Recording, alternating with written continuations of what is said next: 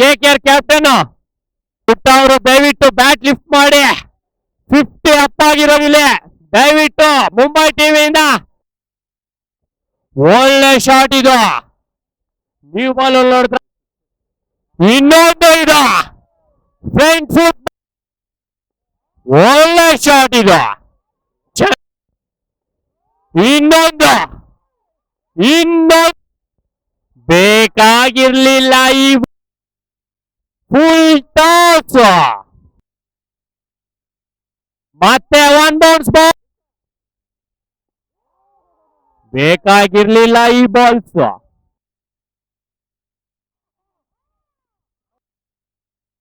ಒಳ್ಳೆ ಶಾಟ್ ಇದೊಂದು ಒಳ್ಳೆ ಶಾಟ್ ಇದು. ಇನ್ನೊಂದು ಇಲ್ಲಿ ಸಂಚು